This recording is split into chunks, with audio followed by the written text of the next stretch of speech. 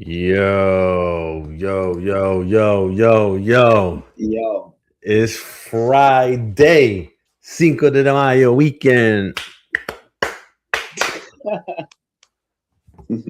This is the Boxing Rush Hour Show, live edition. I am one of your hosts, Abe G, and I am joined by, as always, Zachary Zungri Ochoa. Zach, what's the deal, man? What's going on? Right now, they're doing a little ceremonial weigh-in in Vegas, man, and I don't know. It's a lot of things going on already, but Zach, how you doing, man? Talk to I'm, the people. I'm doing great, man. I feel blessed, man. I'm doing good. You know what I'm saying? I got a lot of things going on. Spent a lot of time with my son. And how you feeling, Abe? How you Yo, I'm feeling? feeling good, man. A little tired. I ain't gonna lie. I've been trying to kill it all week, and I'm actually a little behind right now as we speak. But I wanted to get the show done, and so talk to the people and get it all popping. So it is what it is, man. But I'm a little tired, man. But guess what? What's up? It's a big fight weekend. Yes, it is. We got big fights in Tokyo, Japan. We Mm-hmm. got some big fights in Las Vegas, Nevada. Mm-hmm. We got some big fights that were announced for the future. But I think let's I want to start off with something that popped up on the timeline, not too long ago. Lance Pugmire from Boxing Scene, shout out to Lance. He always on it. Oscar De La Hoya is saying that, hey, listen, let's work this thing out with Virgil. Something that me and you have openly discussed on here, say, hey, listen, like, stop the shenanigans, get in the room, work the shit out. It looks like that's what they're trying to do. You hear that coming from Oscar, and I'm gonna give you the exact. Let me see what Lance put in here. Said he's working to patch things up with Virgil. You hear things like that. What comes to mind immediately? Oscar tapping into that fighter feeling of, I really like Virgil, knowing him since a kid, since the beginning. And he knows the immense talent that Virgil Ortiz has. And the thing is, other parties get in the way of certain things, and even egos, even Oscar, everybody. But he knows what Virgil can do. And Virgil's such a nice guy. It's like, why wouldn't you want to see him fight? But he can make fucking noise in a popping division right now that's about to take place in a couple weeks. Yeah, and see, that's the thing. Look, I've always said it, and I've been saying it from the beginning. You want to get this thing resolved? Hey, Oscar and Virgil, get in a room. You guys work that out. You guys talk to each other. I'm sure that there was some things that were said or were typed that were out of pocket from both guys. Yeah, of course.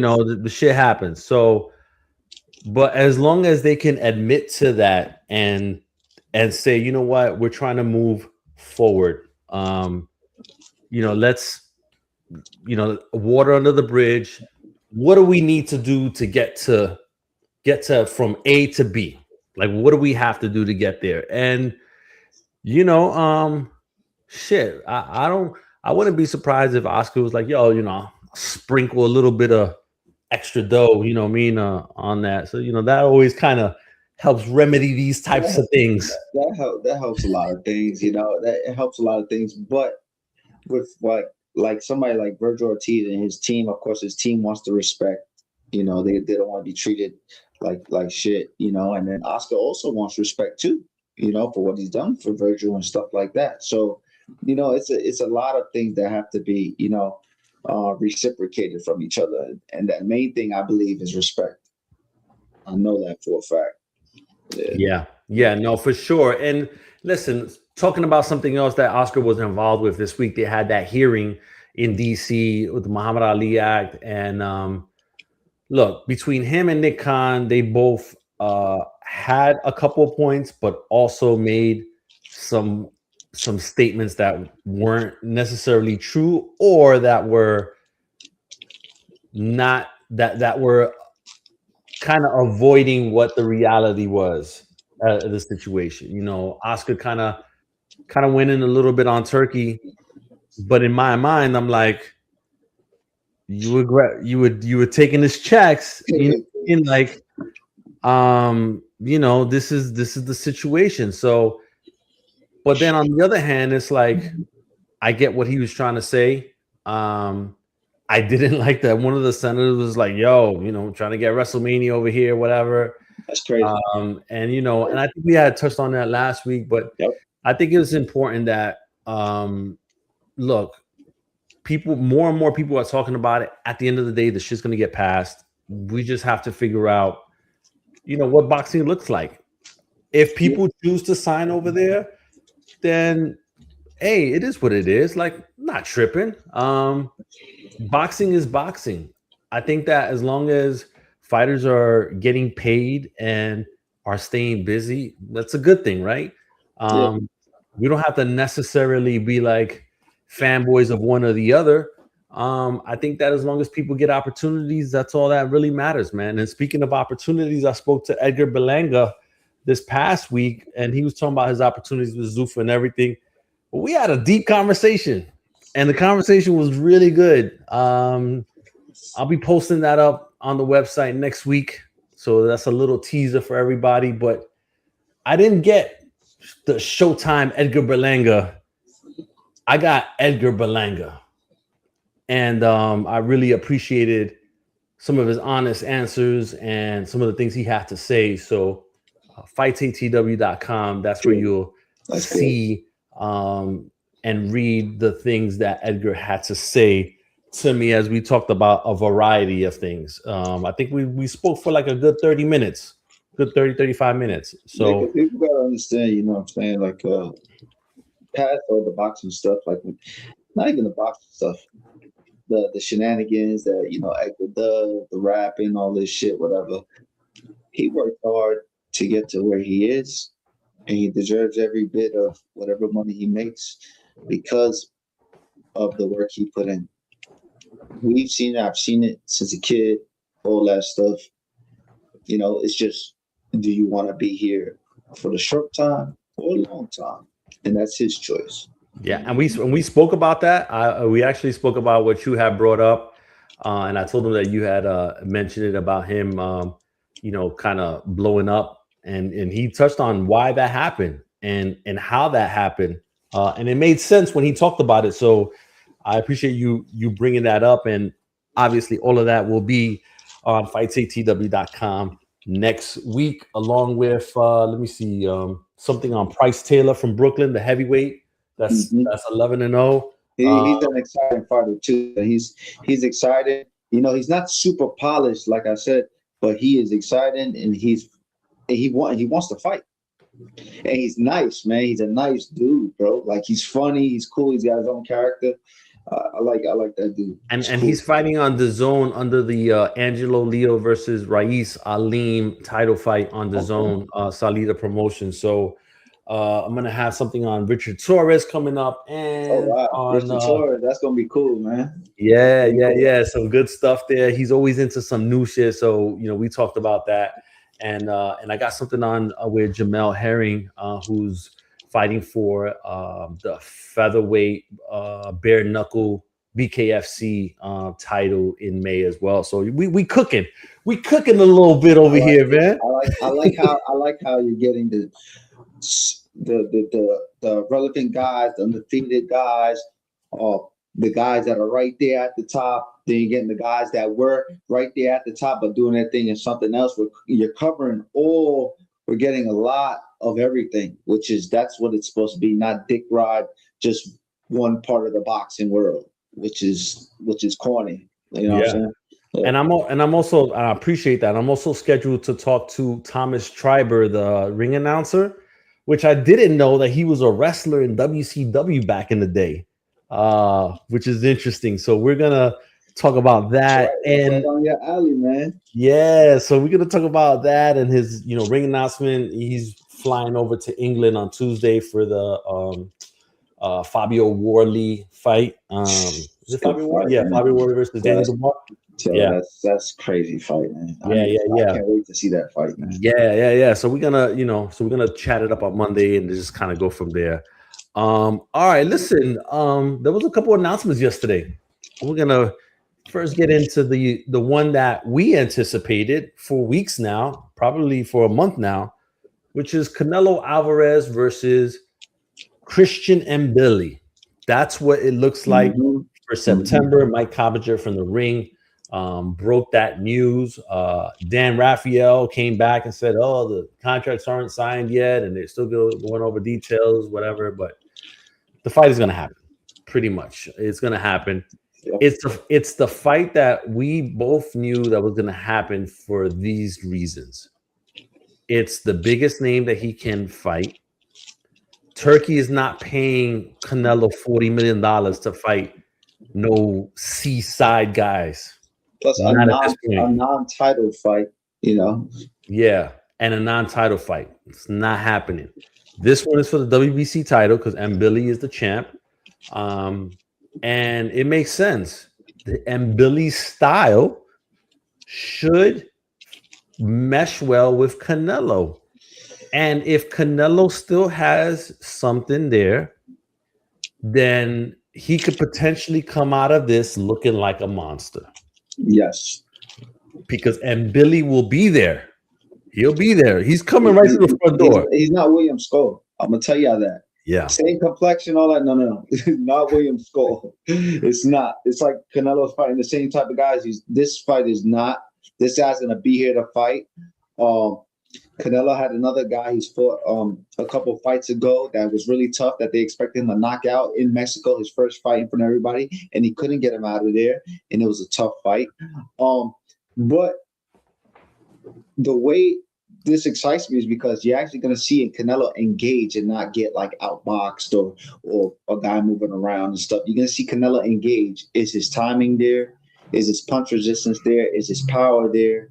So this fight is going to have a lot of answers from just like the fight with Fury and his last fight. That fight had a lot of answers for everybody too. So yeah, I mean, listen, Mbilli is knocking on that door. Dum dum dum. I'm here.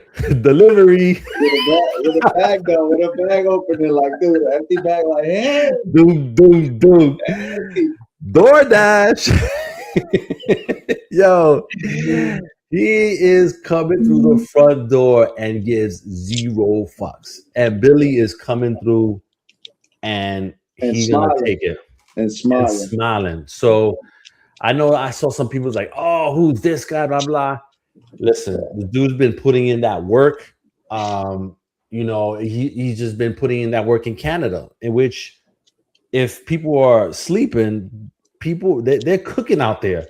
Osles Iglesias is cooking out there. He's another guy to like watch. He's the new IBF champ at 168. So like they got some stuff going on over there. So I think that this is stylistically on paper, this is a really good fight.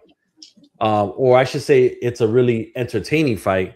But but like you said, we will find out what Canelo has left. It's the perfect fight because it's like, does Canelo still have? Because everyone thinks Canelo has a really good jab. By the way, he has a good jab. He doesn't throw it as often, but he has a really good jab. He has a great lead left hook. Are those things still there? That's what I want to see. Are they still there? And the best part about this is his defense there. You're gonna have Mbilli throwing some stupid shit at him. You know how good slick he is. He made a great fighter in Danny Jacobs look crazy in a whole sequence before. So can he do the same thing with Mbilli? Can he show his defense because he does have real good defense, or is he a little bit past it? And did he adapt to a new style of like maybe less movement and more bang out and more blocking? I'm interested in this.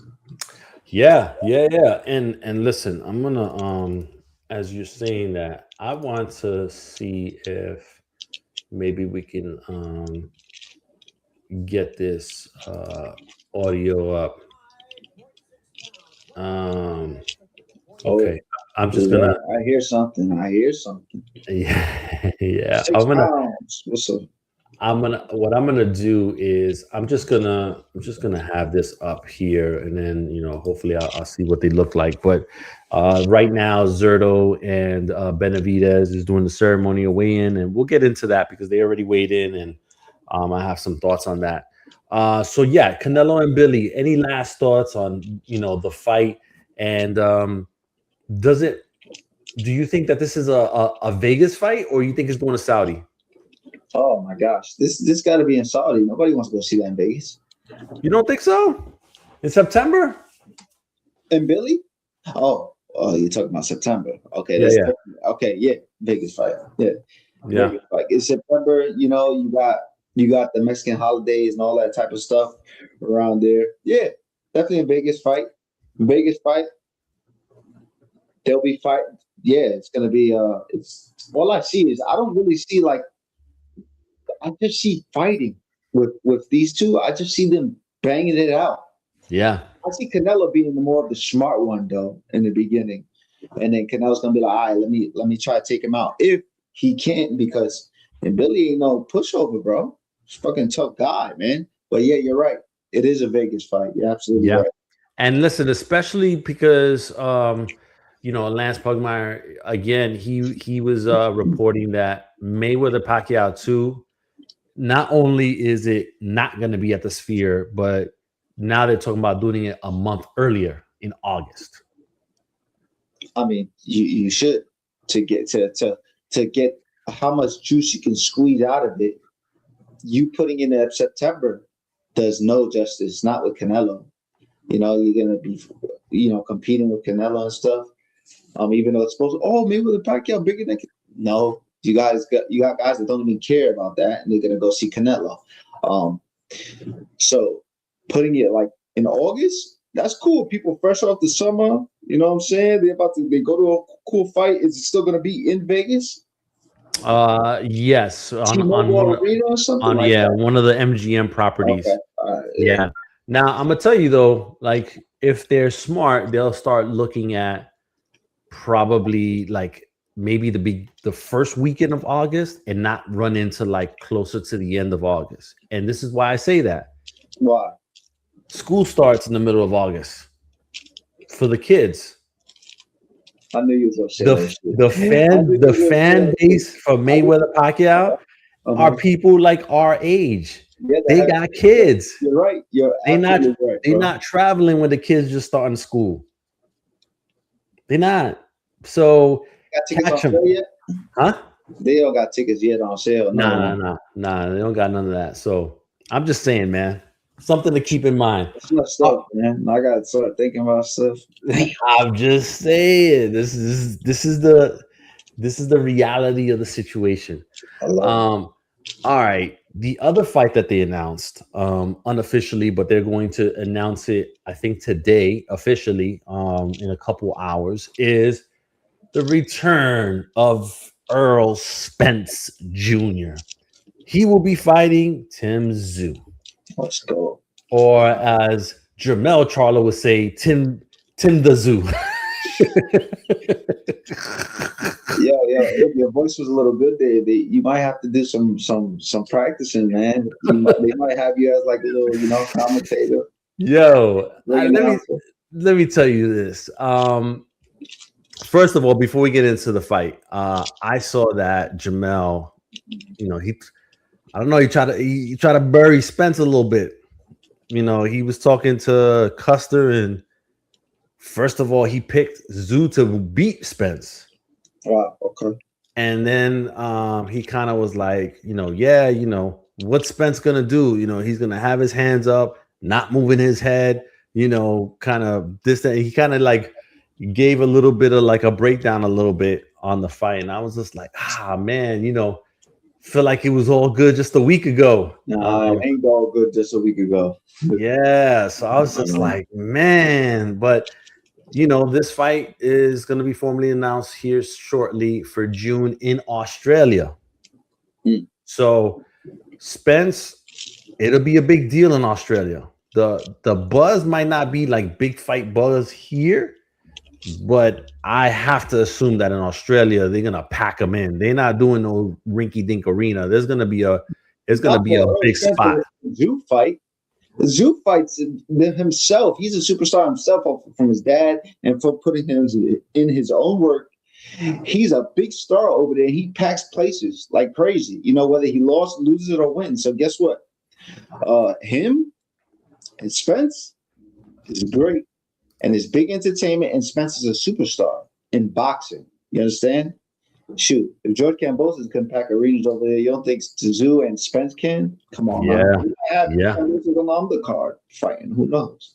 yeah. And I, if you're gonna make it real big, I mean, you would put Nikita Zoo, I'm sure, on the undercard, who's fighting, I think, this week. At what weight? No, he's 154, junior middleweight. 154, Yeah. So I don't know. We'll see what happens with that. Is this the right fight for Earl Spence to come back to? I think it is. You got a guy that's been damaged before, but he's still relevant, has a big fan base, can fight his ass off. He has a warrior spirit, but he has major flaws and holes. But he has the type of style that he can make it difficult. If Zoo comes in with a right mentality, he can make it difficult for you, and you might have a long night. But Zoo comes in. Now, let me stop you right there because I want you to add to this what I'm about to say. Yeah, please.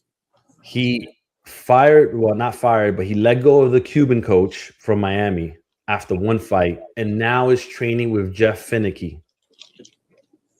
I don't like the constant switch of trainers. It's pretty finicky. It's pretty finicky, doing that. So does that change anything with your thinking? It can. The reason why is because Zoo, he seems like a guy. He's got the physical stuff. He's got everything. But guess what? It's like that mental shit. You understand? It's almost like the Anthony Joshua stuff, except it's a little bit different. And it's like if you keep jumping from one trainer to another trainer and all that stuff, a guy like Zoo, he needs to be comfortable. He has to have stability.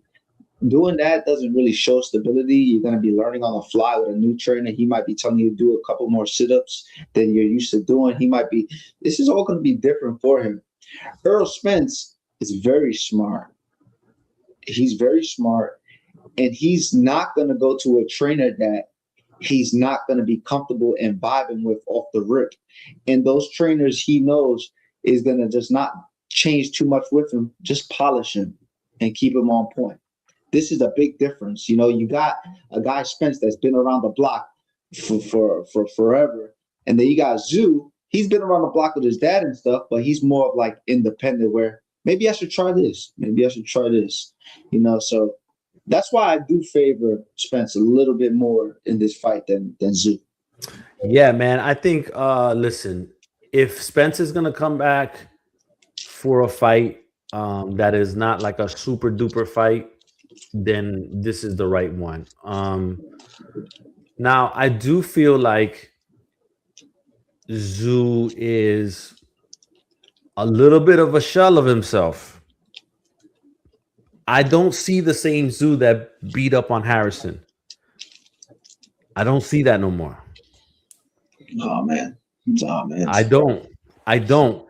don't see, because after that fight, like, Jamel looked at that and was like,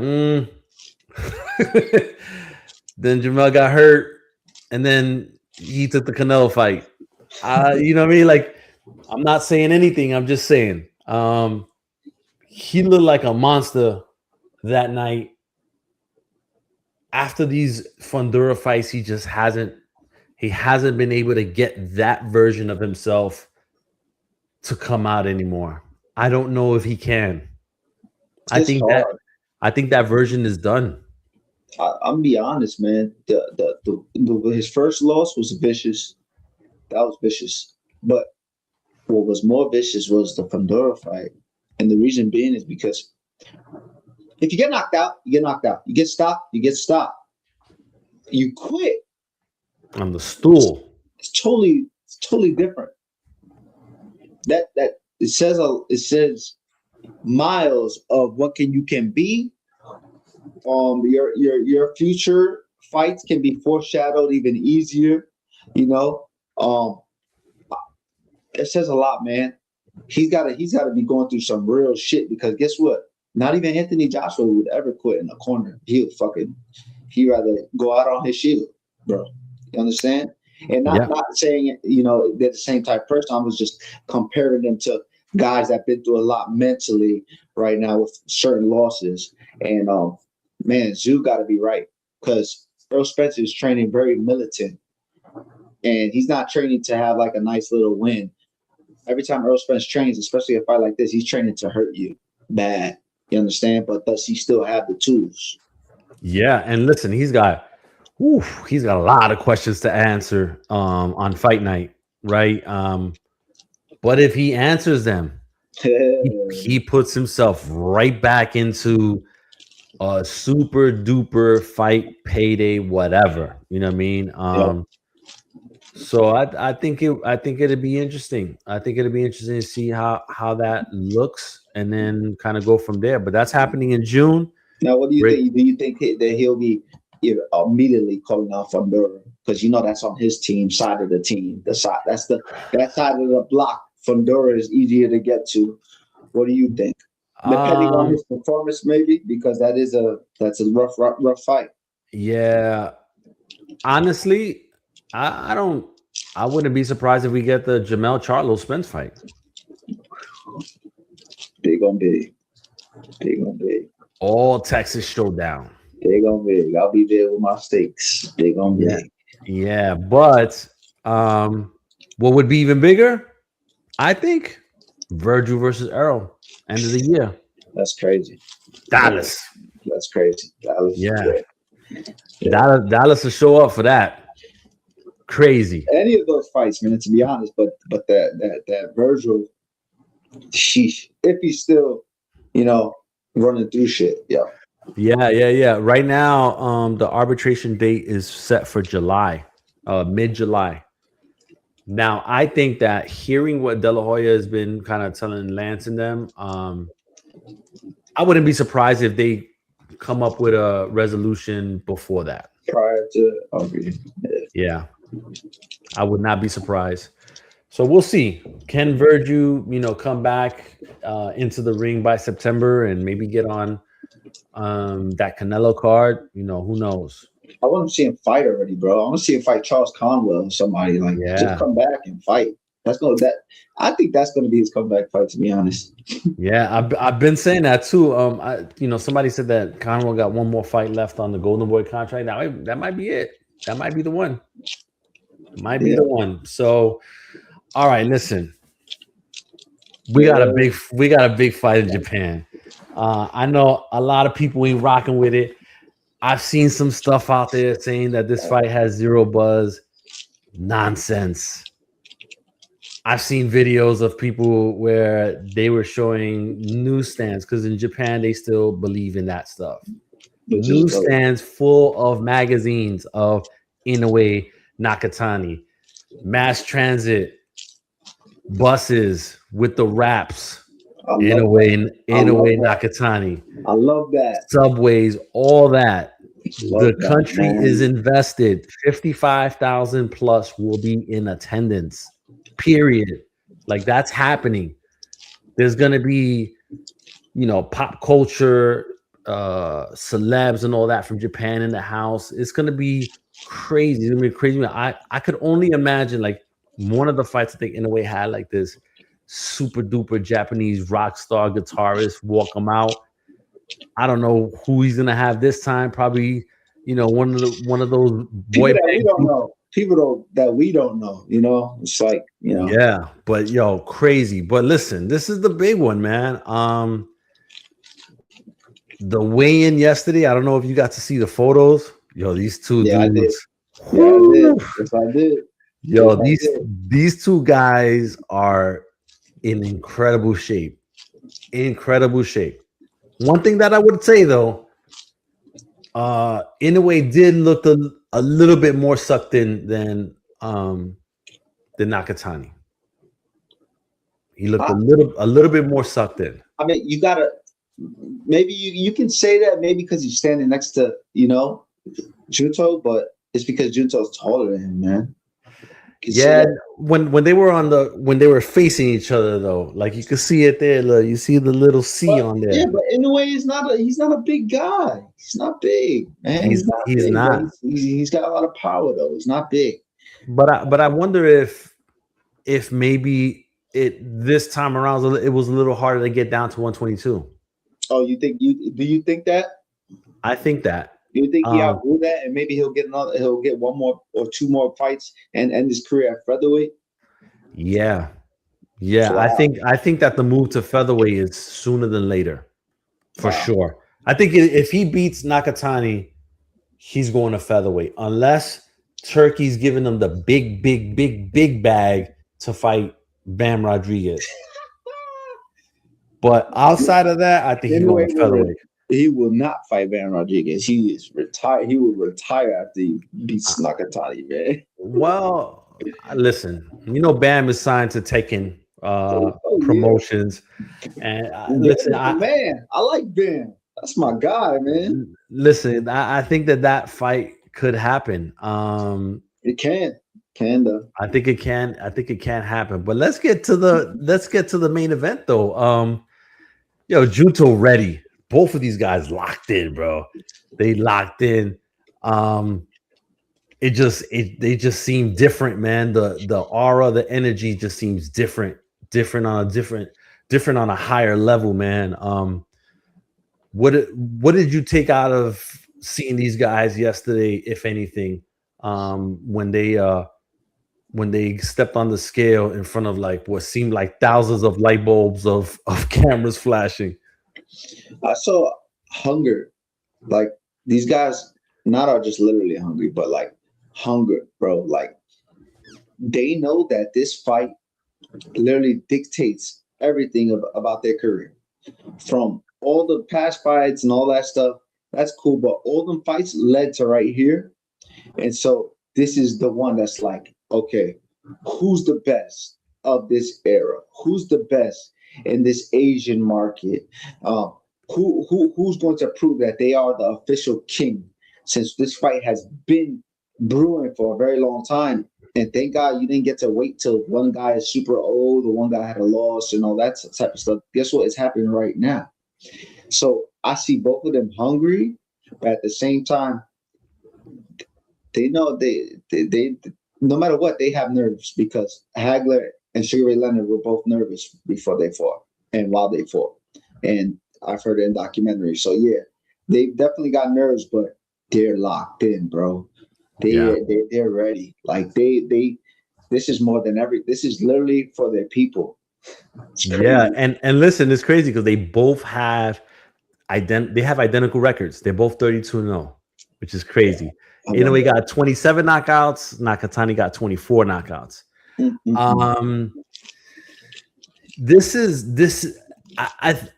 The one thing that kind of stood out to me, and I mentioned this on a space last night on Twitter, was that Twitter space. Yeah, Inoue said that he wants to show the people why he's Naoya Inoue.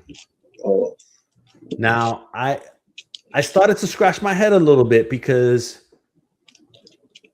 people know him, not just like by name, but they know who he is and what he's done.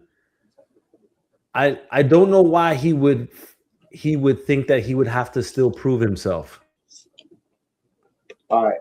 Hey, this is like the greatest question you could have asked about this subtopic right here. I love that question. All right. So this is what I think about that. I think Inoue feels that he's breezed through so much and he hasn't been tested like that because he's been abundance over almost every single opponent.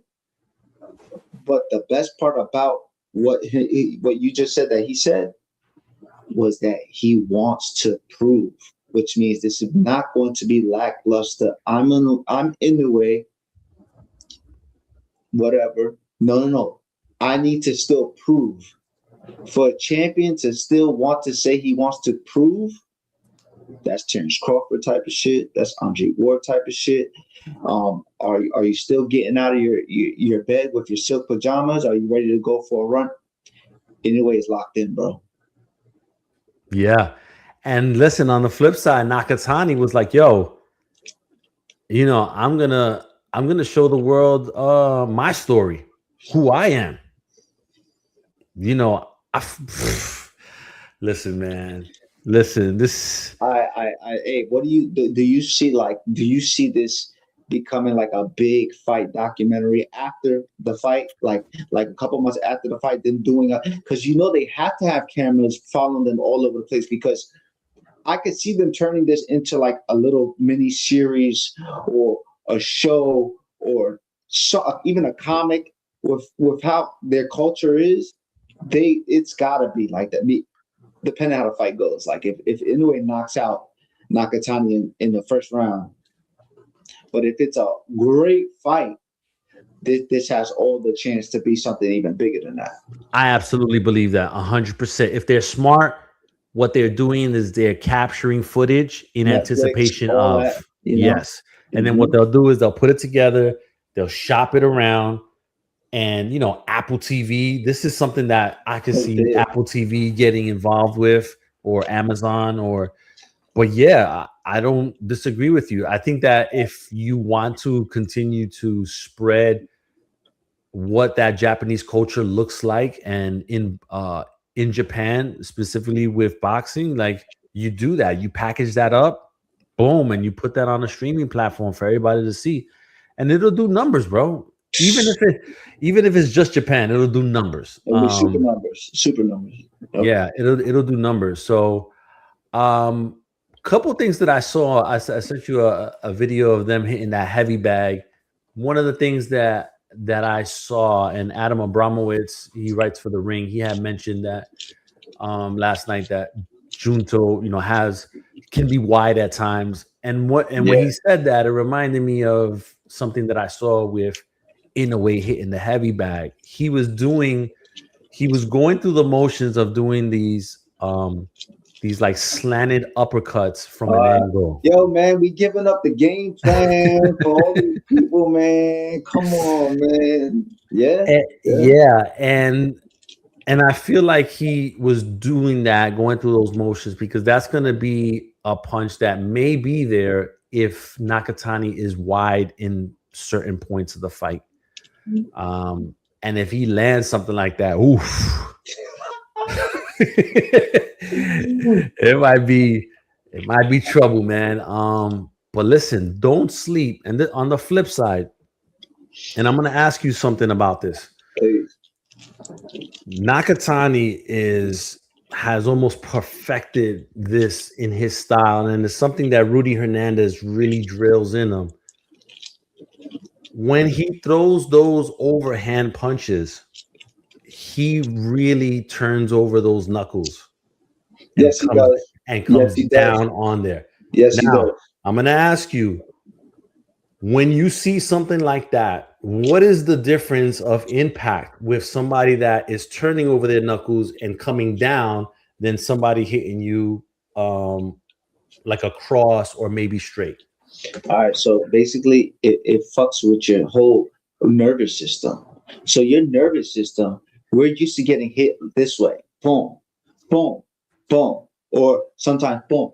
But if you get hit down, your nervous system is in shock, because there's nothing, you got some shock there for this.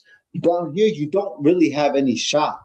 I hit a guy when I was 15 with headgear on in the temple, and he stood back, bounced, and he collapsed on the floor, and they needed the ambulance to come get him. Getting hit down like that, Triple G did it, Abel Sanchez, them punching like that, because Nakatani's taller, man. Those are equilibrium shots that are devastating, and they will hurt. They can hurt you, man, and they can sneak behind the guard. They can come past the guard, going down, going to the chin, all that type of stuff. The way you get hit is crazy. Even on Breadman, my trainer, he told me that the way what's his name? The way the Hammer, Erickson Lubusek got knocked out with Jamel Charlo. was so vicious. And I was like, why you say that? It was such a clean shot. He was like, because he didn't get hit just boom. He got hit with a punch that his face was pointed this way, and he got hit from a punch that you don't really get hit with on that side. And all the torque just destroys your nervous system and knocks you out. So that punch right there is dangerous that they're working on with him. But you know what you're giving up? Real estate. I was thinking about this the whole week. Is Nakatani going to be able to avoid those body shots from Inoue? Inoue throws vicious body shots. The keys to victory for me for Nakatani is distance and a good jab. And when you do get in, cover up tight and do that shit you've been working on. What do you think? Yeah, and I also think for Nakatani, the word that stands out to me is discipline. He's got to fight a disciplined fight from rounds 1 through 12 if it goes the distance. Discipline, discipline, discipline. And one thing that Adam had mentioned is, and I agree with him, if Nakatani gets Inoue hurt, do not let him off the hook. Because Inoue, he's done this a couple of times now. That he knows what to do though. Yeah, but Inoue, when he got knocked down and he would get up, he would get a little reckless because he wants to kind of like get his get back, and in getting his get back, almost got knocked the fuck out. But if Junto got the opportunity, he got to go for it. He can't let him off the hook, because the longer he's in that fight, the more opportunities you're giving Inoue to try to get you out of there. But discipline comes to mind. Junto got to be disciplined the whole fight. Keep that distance. Keep that fight outside of mid-range with that jab, like you said. He don't have to take risks. He could box his way all the way to a decision. Now, he's got to get respect. He's got to get his respect, bro. If he doesn't crack Inoue one time, Inoue is going to be coming through the front door. You understand? And this is when he can do it. When Inoue gets tired of being on the receiving end of that right jab from Junto, he's going to hop in. And when he hops in, Junto got to hit him with that left. If when he hits him with that left at that moment, if Inoue doesn't feel it, it might be over. Because then Inoue is going to be like, yo, I'm coming through. The next round, I know what I got to do. I think he will feel it. The thing is, his defense has to be on point. I think it's also a battle of feet. Who's got the better feet here? Everybody's gonna say Inoue and all that. Of course, from on paper and from videos, all that cool. But Nakatani ain't here for no reason. His foot placement is also very good. Is it as fast? You don't need to be as fast. You just need to be there at the right time. So I'm gonna be watching their feet big, because I just want to know whose foot placement is going to be there before each other. That's going to win the fight for them. And let's remember, it's the bouncing of Inoue versus the shifting of Nakatani. Hey, with the bouncing and the shift. I'm just saying. The bounce versus the shift. Yo, put it on the video game thing. Look, this is the Nakatani shift, and then you got the Inoue bounce. Boom, boom, boom. Yeah, that's the good shit. Yeah. Because let me tell you, when Nonito Donaire had that bounce against Inoue, he was having a lot of success with him. When he was flat-footed, he didn't. Just saying. Let's not mention Nonito, man. Leave him alone. Yeah. Now, Inoue, I think that he needs to take advantage of that long torso of Nakatani, work that body, stay disciplined to that. Yes. And then chop that tree down and go for it up top in the late rounds. It's going to be a nutrition thing too, man. Like, I know these guys are both in tremendous shape, but like, the nutrition, because they're gonna both be throwing good body shots. They both do, man. Even though Nakatani, he can get wide, when he hits you with them shits, it hurts. And Inoue is more compact. Like he'll hit you with a body shot, and you'll just step back and just take a knee. You understand? So this is gonna be good, and I hope a lot of them get their sit-ups, did their core, worked out good. But I just want to know who's going to be going to the body first, who's going to be setting up leverage for the later rounds, because this is not a 4-round fight. Now, let me ask you this. Do you think that, and I've thought about this, do you think that Inoue maybe tests Nakatani's psyche from the start and jumps on him right away? Because maybe he's thinking that he might be like trying to take everything in from being in the... That's his temperament, and Abe, you might be absolutely correct. He might just be like, fuck this. I'm going to show him who's here. You understand? Just like you said, I'm going to show them who's Inoue. Bro, he might be coming through the front door and let him know, yo, this is my house. I'm gonna make it a quick night. He gets rid of Junto. Everybody lifting him up. I'm the greatest. Oh, forget about it. It'll be crazy. But on the flip side, what is Nakatani doing? Is he like, you know what? This guy probably thinks I'm gonna take advantage of the round. I'm coming straight at him, straight to the front door. And what if he catches Inoue? And he catches Inoue and it hurts, because Inoue can get flash knockdowns. We've seen those little holes, you understand? And when you come out to a fight, sometimes you're not too warmed up yet. And, you get hit with something like, hold up, all right, now it's time to fight. I can see those between for the first and fourth round, a flash knockdown from one of those two guys. Or both. Yeah. Or both. Which I hope. Or both. Yeah. Now, listen, lastly, who wins the fight? Oh, man, that's so bad, bro. The Cuco, man. Who? The Cuco, man. The monster, man. He wins. Monster. Yeah, he wins. Inoue wins. It's not going to be an easy one, but he wins the fight. It's not going to be an easy one, but he wins. Wow. I know who you're going with. I'm going with Nakatani, man. I know, man. I'm going with Nakatani. Yeah, it is working. You good? Yo, what's up, man? How you doing? He's one of the guys on Nice. I appreciate him checking in. I think it's Nakatani, and I think it's split decision. It's gonna be, to me, it's gonna be a 7-5 type of fight either way. And then I think that the third card they give it to Nakatani. Why do you think that? Because I think that they're going to like maybe Nakatani's accuracy and boxing ability a little more. If Inoue is, jumping and missing a lot and just not looking accurate against a taller guy, I think that they will like Nakatani's work more. And I think that they do the rematch on New Year's Eve in Japan. Oh my goodness. New Year's Eve is the biggest thing for them out there. Yeah. Y'all don't got a tip jar yet because we haven't reached a certain threshold, but we appreciate you for that, man. Sure. What do you call it? I think Nakatani, man, by decision.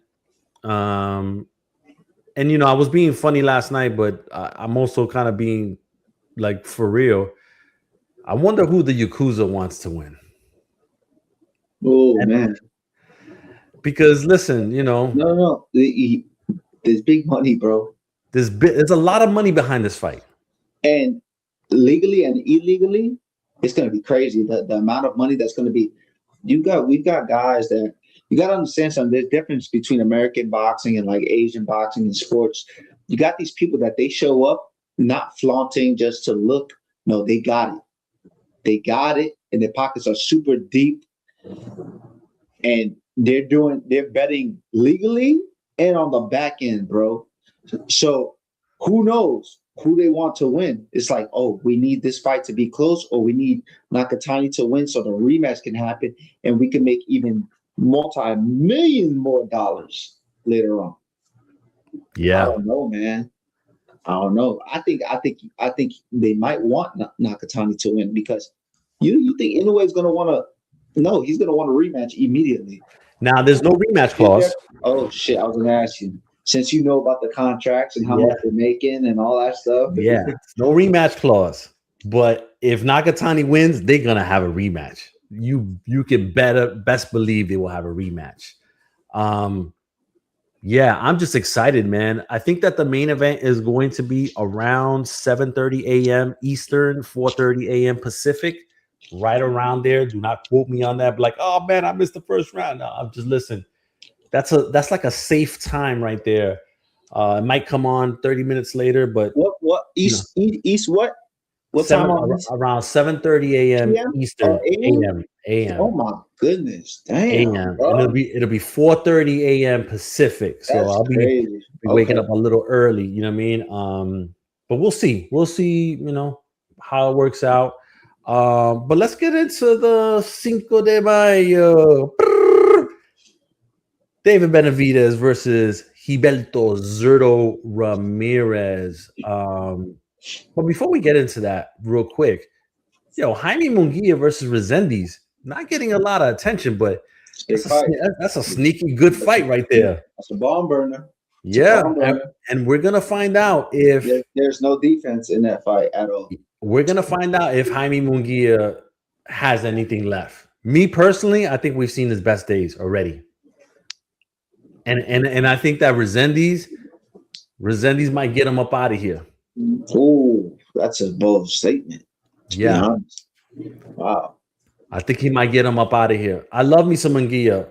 Great guy in the public, always making time for the fans and all that. Can't say that about all fighters, but he does. But listen, I think that he's been in too many fights where he's taken way too many clean shots. And I think that he's in his last couple fights, he's shown that there's more tread wear on those tires than there are tread. There is tread. So I think Resendiz takes him out, bro. Damn. I see it being a good fight, man. I don't know if Resendiz well, maybe it's not that he doesn't have the power to take him out, but he's been through so much, and Resendiz is the type of guy, he's persistent, and he might not knock you out with one shot, but maybe he can stop you. It's just I don't see Munguia getting stopped. I would see him getting flash, knocked down, or dropped, or knocked out, but not by somebody like Resendiz. I think it's going to be a bomb burner going back and forth, and I believe Resendiz is going to win, though. Definitely going to win. Big time. But hey, maybe they don't go to the decision, because when do these guys really go to the decision? You know what I'm saying? Like guys that fight like that, each other. Yeah. Killer playing stuff, it's a little bit different. As a guy that can go the distance. These guys, they don't really like going the distance. I don't know. Yeah. All right. Now let's go to the main event. We're gonna go straight into the main event. One thing that I didn't like that I heard this week was that Zurdo Ramirez, started mentioning that he's only got a couple of fights left before he retires. When you start throwing the word retirement, you start wondering whether that person has one foot out the door already. When he stepped on the scales today, he came in right at 200 pounds. Benavidez, I think, was like 197, 198, something like that. He's coming off of shoulder surgery, I think he had. I don't know. I mean, I just feel like maybe he's just over it all. And he's just kind of like, hey, I'm going to get this big bag and then figure it out from there. This is his 50th fight. 50th fight. I love that. He's been a professional since 2009. It's a long time. I think if he's deciding to hang it up, he's earned that right. 50 fucking fights. That's a lot of fights. Yes. And lately he's fought some big, hard punching cruiserweights. In saying all that, I think I understand why the betting odds makers have Benavidez the betting favorite. They have him like a 4-1 favorite. Absolutely.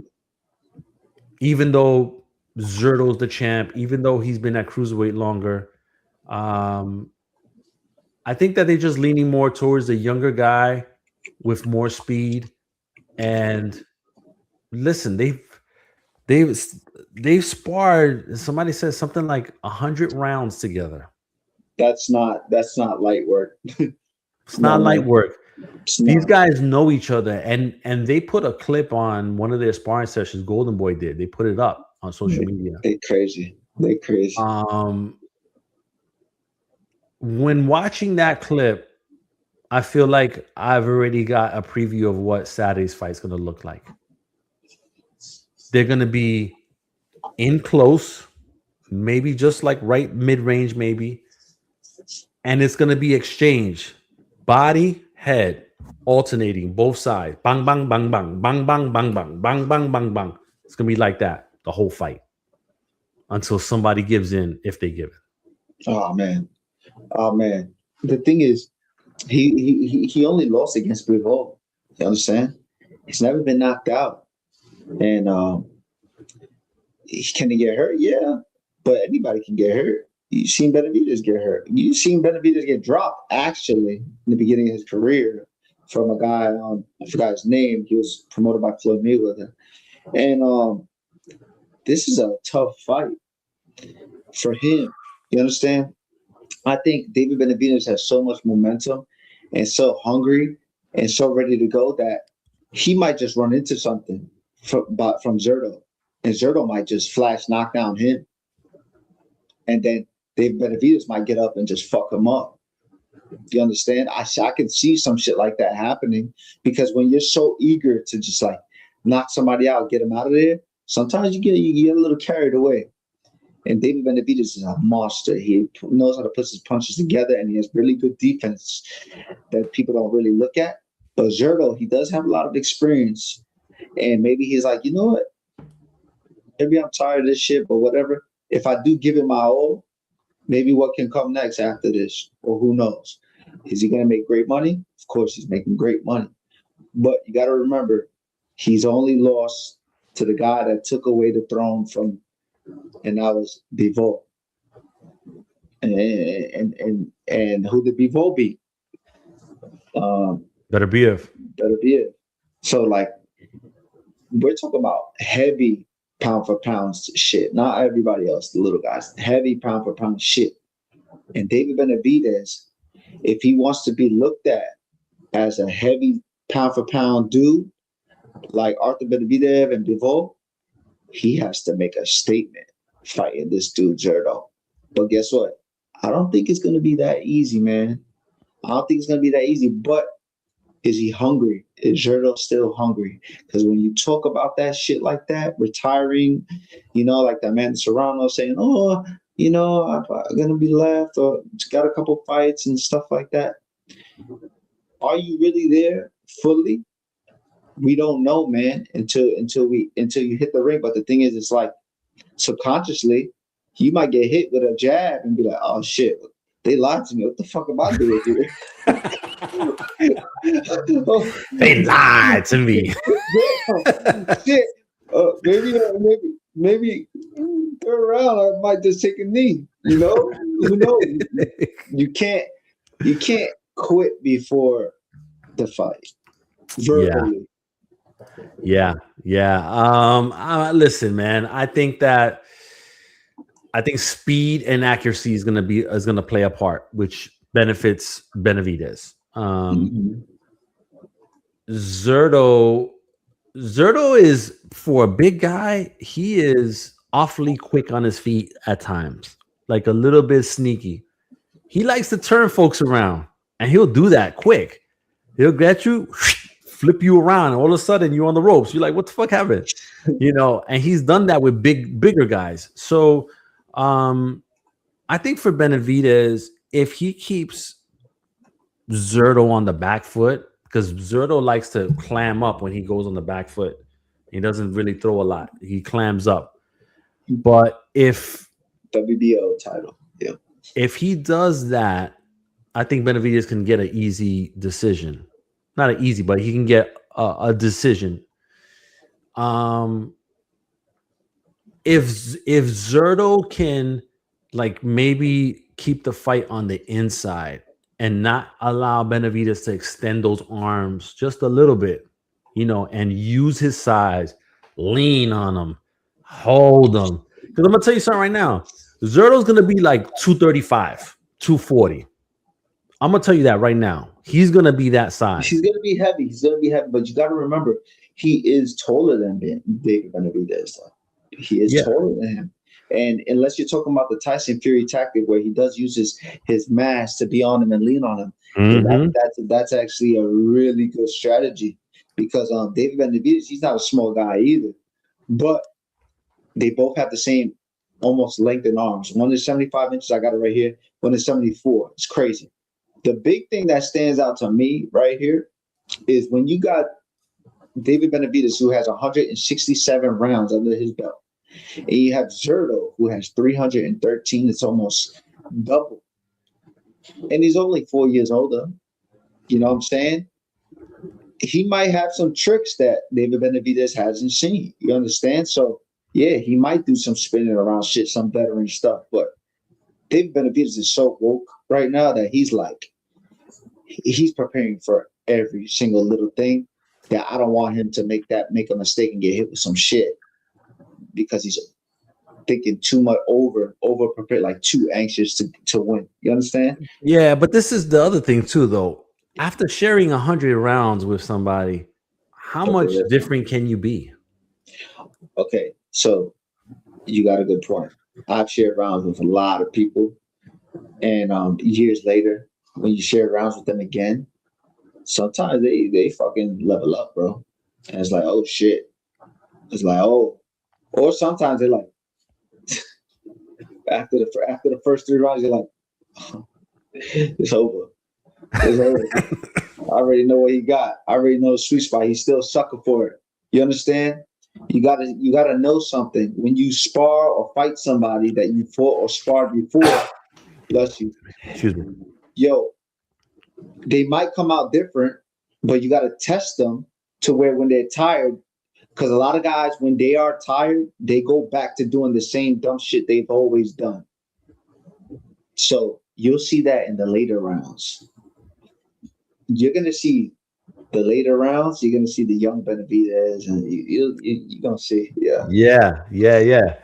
So you're gonna get what the clip basically of what you saw that Golden Boy put out, maybe in the later rounds. Maybe. Yeah. Yep. That's what it's looking like. But I was saying this the other day. I was saying this to you.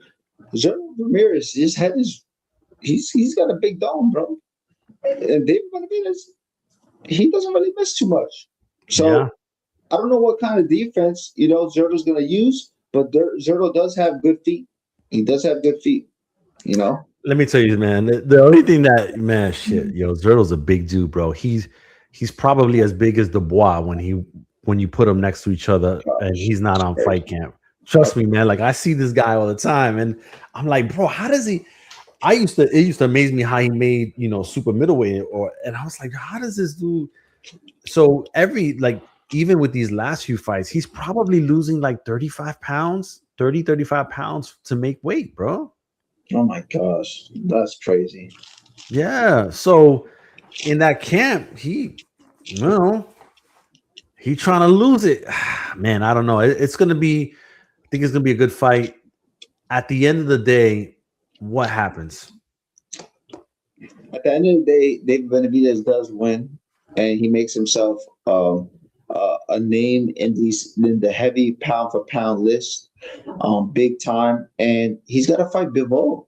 He's never going to get a Canelo fight. That is done. Like he's never going to get that fight unless Turkey gives these guys $1 billion, but that's not happening. And Canelo's going to be there. Yeah, but he's got to fight Bivol. He's got to fight Artur Benavidez, let's see, because I see him trying to do something, and Dave Benavidez is very slick what he's trying to do, bro.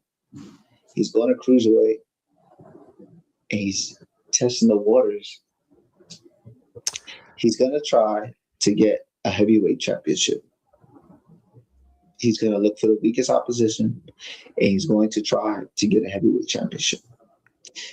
This is the road. This is literally the roads to it. I could bet anything. How much? And I'm gonna tell you, before he gets there, he'll snatch up one of those Bridger weights titles, maybe because yeah. he fucks with the WBC. It is a new class, so why not? But guess what? He wants to be great, and he sees the great people in front of him. Who's the guy that's the best, heavy pound for pound right now? Alexander Usyk. What did he do? He reigned the cruiserweights. Then he came, took a heavyweight title. Benavidez, he's coming from a lighter weight class, but he's a big boy, man. But tortas, tacos. Yeah. Nah, Benavidez, he walk around 200 plus. He's big, but he used to walk around fatter. He's keeping himself in really good shape lately. Yeah, and I like his walking around shape, man. He looks real good and healthy, for real.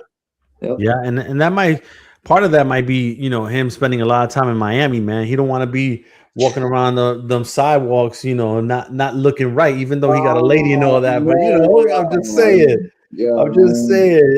He got it. He's trying to keep it tight. Nah, shout out to David, because he's actually a really good dude, away from everything. And Zurdo también, like, Zurdo, people love them some Zurdo out here in Cali, boy. This guy is like he's like a movie star, man. So what do you think about?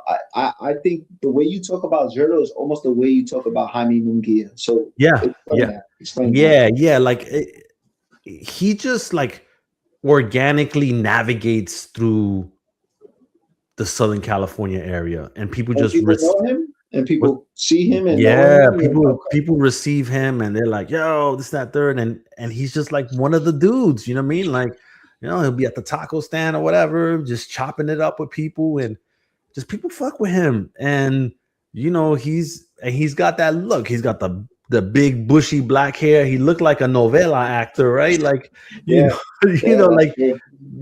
people fuck with him. Same thing with Jaime Munguia. Like, he was, on the treadmill at the 24-hour fitness down in San Diego, you know what I mean? Like, trying to get the weight off type of thing. Like, they've made some good money. Really don't have to be doing shit like that. Like, they could be in their own situation, but they do. And these are people. You understand? Like, these people are. I don't think I've met Zurdo or nothing, but like Jaime Munguia and these people, they are very like humble guys, man. Like, they chilling. Just don't bother them when they're hungry, making weight, because they be upset because they don't like that shit. But afterwards, or regular fight, they're gonna go see a fight. They're in the attendance, bro. They're chill people, man. Chill. Yeah, people. And that's the thing. Like, a lot of times, I'll see them at the concession stands. Like, some of those fighters, like, they'll stay in the main area and they'll go to the back and all that. Yeah, but like, these guys, they'll be at the concession stands up top, with everybody, taking photos, signing stuff. I love that. But that's them. They do that all day. And I respect that like a ton, because, like I said, not everybody does that. So that's why I think that, like, organically people are gravitating towards this fight, because they know it's two guys that is what you see is what you get. They're genuine people. They're not putting on a show. That's who they are. What you see is who they are. You know what I mean? And it's crazy that they're all from Golden Boy, right? And it's like, Virgil Ortiz is almost in the same category as them. Virgil Ortiz would be chilling, taco stand, all that outside in Texas, all that stuff. Cool dude, all that. He just needs that shine. Yeah. That shine. So you can see the type of people that Golden Boy actually puts on their roster. Fighters that are for the people. Yeah. Basically. Yeah. And they do, like, Oscar Duarte is on there. He's another one. Cool mofo. Like, he'd be out there. It just so happens that his opponent, Angel Fierro, blew weight again. He was the one that blew weight against Isaac Pitbull Cruz. He was today he was like 3.5 pounds over again. God, that dude. I'm like, bro, like what are you doing, man? Like Robert Garcia about to kick you out. Yeah, he gets so much opportunities. It's crazy. And that's not Robert Garcia's job, bro. Yeah. You gotta take care of your weight, man. Yeah. And those guys will be like, yeah, I got it. And then boom, he'd be like, fuck. He might get kicked, you know? Yeah. So I mean, but you're right. And I think that Golden Boy, they do that because of them being in Southern California, and they do a lot of things like that involve like the local communities and stuff, and just their events. Their events feel like a local community event. It is because everybody's just kind of like hanging out, and when I was with Golden Boy, it's like when I would fight in California or Texas too, and after the fight, everybody be the taco stands right there, literally all the time. People, yo, shout out, take pictures. And it feels like everybody knows you, and you're walking to these things, and everybody says, yo, it's a good fight, man. Good fight. It's like real nice and local. It's nobody like being too crazy. Nobody, it's like it does feel real homey. And that's why they're able to do a lot of shows all the time, is because people are working every day, bro. Always weeks working hard, mowing lawns, doing their thing, construction. People want to have something to go to on a Saturday night, bro. Take their family, their kids, or their boys. They want to have something to look forward to. A lot of people do not have things to look forward to. And that's one of the saddest parts. But when you have something like boxing that can come on every other month or every month or something, yo, let's go. I see you at the next one. Yo, bring your girl. I'm gonna bring mine. That's the cool shit. And Golden Boy knows how to resonate with that type of stuff, and that's why they're still here to this day. Yeah, with affordable ticket prices. Yeah, that's the reason why those people go. Yeah. Hey, listen, man. It is what it is, man. These days is tough, but listen. I think that we're good right here, man. At the end of the day, I'm picking Benavidez by decision. You said you picking Benavidez. Yeah. I'm taking Benavidez by decision. I think it might be a little close, though. I think it might be close. Zurdo might get some of those early rounds to make it close. But I think at the end of the day, Benavidez wins, and he goes back down to 175 and fights Bivol next after that. Oh shit! Wow. Like in November or something like that. That's crazy. Who is the cruiserweight kings right now? So right now is Jai Opataya. He needs to fight him. Fuck that. Fight him. He's got the Ring Magazine and the Zuffa title, right? And then you got the WBC guy who's with Don King, and he's got a whole mess over there. And then the IBF title is going to be decided soon. They're about to order a fight to determine that. So Mike Perez is still around. That's crazy. There's not big names over there though. So that's the whole thing. I think that Benavidez goes back down to light heavyweight and vacates those titles, and then and then Zurdo can fight for the title again if that's what he wants, or maybe he hangs it up tonight. Damn, bro. Shit. Not tonight. It's a Saturday. Would you be surprised if he says, like if he gets beat up, the thing is, he only has. He's never been stopped, though. That's the thing. And he has only one loss. He's not super old. But this is the thing that I would say to that. It's like you said. He's got Zurdo Promotions. You see, you're saying things, you're not telling things. You're saying things, but you're not telling me things. So he's got Zurdo Promotions. He's been doing small shows. He did a show in El Salvador because El Salvador is doing boxing now with that new president out there cleaning stuff up. So he's doing small shows internationally, and I think he wants to focus on that more and bubble that up more. And he's young enough to where he can move around and not be like stuck or whatever. So I think that I think that he focuses his attention to that. To be honest with you, Yeah, you're right. it's like Toro Promotions. I think it's called. Like Toro Promotions. I think it is. So hey, he set himself up. yeah, he set himself up, and then who knows? Maybe he gets a distro deal on the zone through Golden Boy. You know what I mean? Like they have that relationship. So that's how it goes, man. That's how it goes, man. I like it. Yeah, so we'll see, man. But listen, we're gonna get out of here. Hopefully, everybody enjoys the fights this weekend. I'm just glad that they're not, showing at the same time, and there's some time in there to get some rest. If you're in Vegas, do it up, live it up. Just be careful out there, and don't get yourself into trouble or don't get married unexpectedly. Don't get caught on one of these streamers platforms or whatever. Oh man. But before we head out, Zach, you want to tell them where they can find you? You can find me on the Boxing Rush Hour show. You can follow me at Zach Rachel on X, man. And nowhere else. Nowhere else. And nowhere else. You can find me on X at AbeG718. FightsATW.com is the website. Be on the lookout for all the content next week.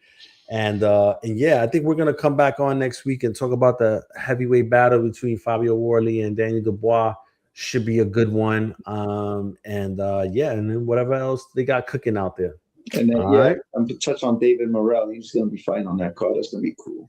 Yeah. Yes. Is he still fighting on that card though? Yeah, he's fighting a guy named Zach something.